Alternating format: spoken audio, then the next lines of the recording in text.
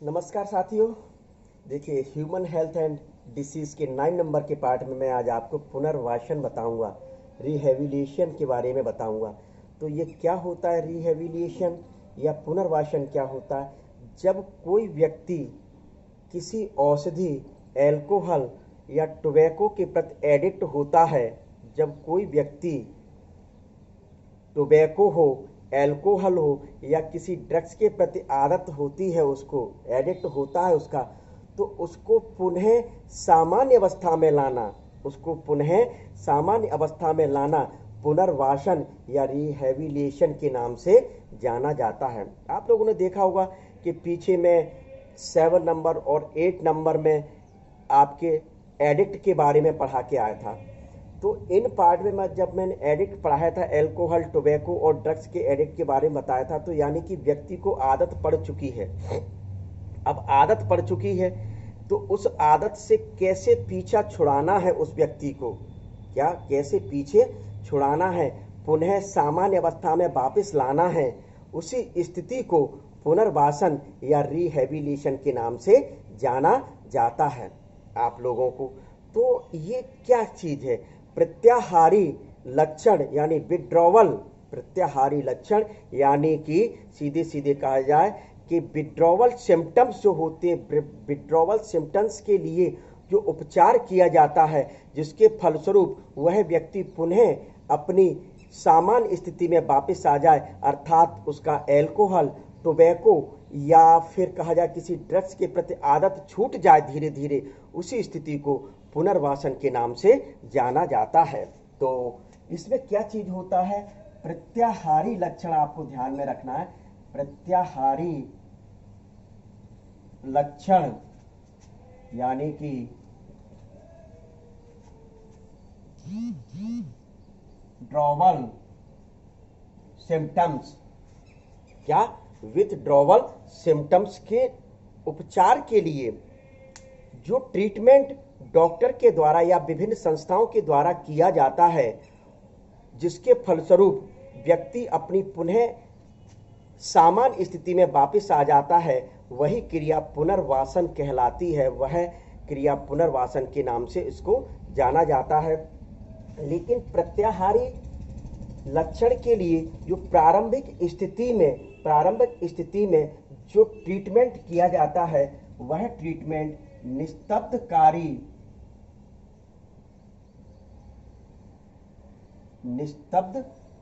अर्थात ट्रैंक्विलाइजर, क्या ट्रैंक्विलाइजर्स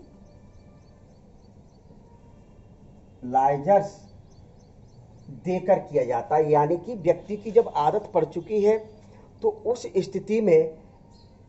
उस स्थिति में डॉक्टर्स के द्वारा या फिर विभिन्न प्रकार की जो संस्थाएं आज चल रही हैं पुनर्वासन के लिए, उसमें प्रारंभिक स्थिति में निस्तब्धकारी औषधि को देकर धीरे धीरे उसको सामान्य स्थिति में वापस लाया जाता है। लेकिन ये जो प्रारंभिक उपचार है, यह शॉर्ट टर्म ट्रीटमेंट होता है। शॉर्ट टर्म ट्रीटमेंट होता है, यानी कि छोटे समय के लिए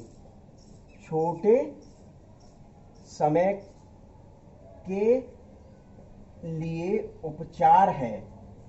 लेकिन किसी व्यक्ति को ड्रग्स से या एल्कोहल से या टोबैको से आदत पीछा छुड़ाना है उसका, तो इस ट्रीटमेंट से कार्य नहीं चलता है, क्योंकि यह बहुत कम समय के लिए ट्रीटमेंट दिया गया है। इसके लिए उस व्यक्ति को एक लंबे समय तक लॉन्ग टर्म ट्रीटमेंट की आवश्यकता होती है। किस ट्रीटमेंट की आवश्यकता होती है? लॉन्ग टर्म ट्रीटमेंट की आवश्यकता होती है। और उसके साथ साथ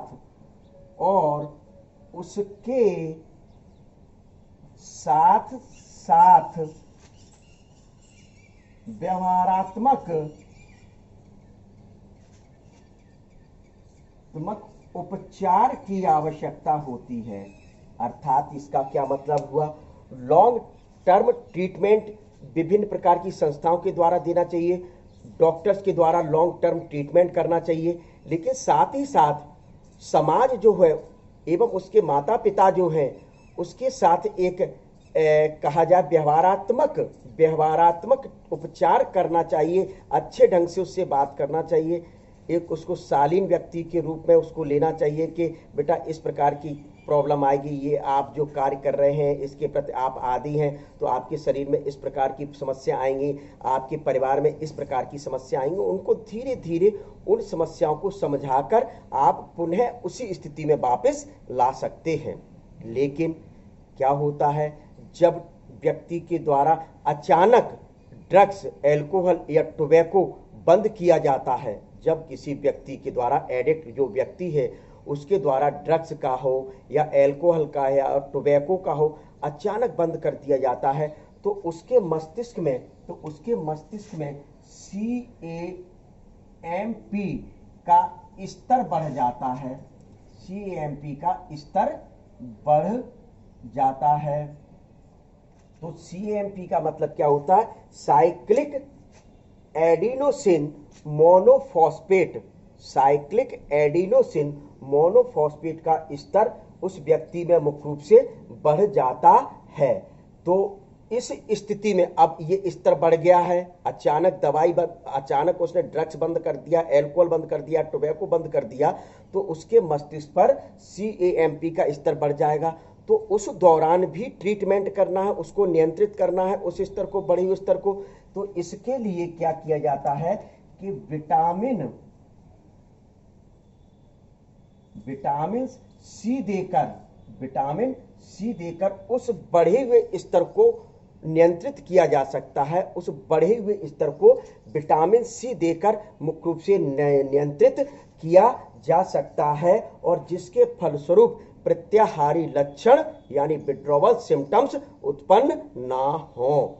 तो ये कंडीशन कहलाती है पुनर्वासन। ये कंडीशन क्या कहलाती है? पुनर्वासन। तो पुनर्वासन की एक बार फिर से डेफिनेशन आप सुन लें कि किसी व्यक्ति का औषधि, अल्कोहल या तंबाकू के प्रति आदी होना और उस व्यक्ति को पुनः सामान्य अवस्था में लाना पुनर्वासन कहलाता है। पुनर्वासन कहलाता है और इस प्रकार के लक्षणों को प्रत्याहारी लक्षण या विड्रॉवल सिम्टम्स के नाम से जाना जाता है। आज आप और हम लोगों के लिए जो इस प्रकार के जो एडिक्ट व्यक्ति होते हैं उनके लिए विभिन्न प्रकार की संस्थाओं के द्वारा या विभिन्न प्रकार के लोगों के द्वारा कुछ संस्थाएं चलाई जा रही हैं।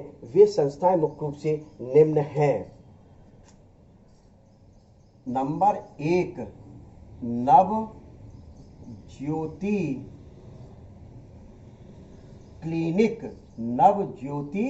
क्लिनिक।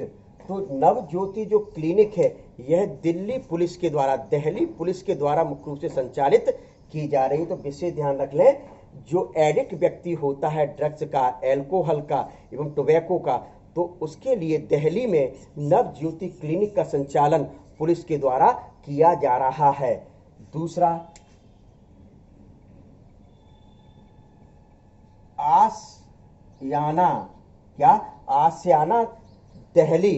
आसियाना दिल्ली मतलब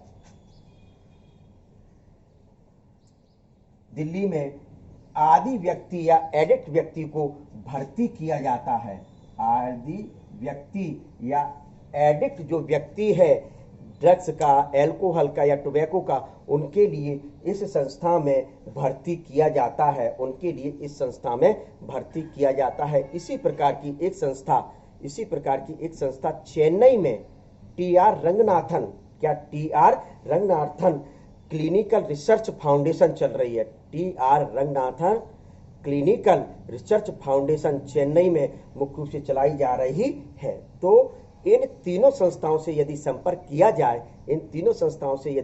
किया जाए तो आदि या एडिक्ट व्यक्ति को पुनः उसी स्थिति में वापस लाया जा सकता है। लेकिन ट्रीटमेंट के साथ साथ आपको इसमें ये विशेष ध्यान रखना है कि उस व्यक्ति के प्रति व्यवहारात्मक उपचार करना बहुत आवश्यक है। और व्यवहारात्मक उपचार से तात्पर्य है कि उस व्यक्ति को उस व्यक्ति के साथ शालीनता पूर्वक व्यवहार किया जाए, उसको डांटा ना जाए, फटकारा ना जाए, उससे होने वाली हानियों को धीरे धीरे समझाया जाए कि अपने शरीर पर उसका क्या कुप्रभाव पड़ रहा है, आपका समाज पर क्या स्तर है, इस प्रकार से समझाया जाएगा तो निश्चित तौर पर वह व्यक्ति अपनी पूर्व एवं सामान्य अवस्था में वापस आ सकता है। यही स्थिति पुनर्वासन कहलाती है। विशेष ध्यान रखें, इस स्थिति में व्यक्ति को जब वह ड्रग्स को एक साथ बंद करता है तो उस स्थिति में उसको एक अच्छा भोजन सुपोषण देना बहुत आवश्यक होता है, जिसमें विटामिन सी की मात्रा अधिक होना चाहिए।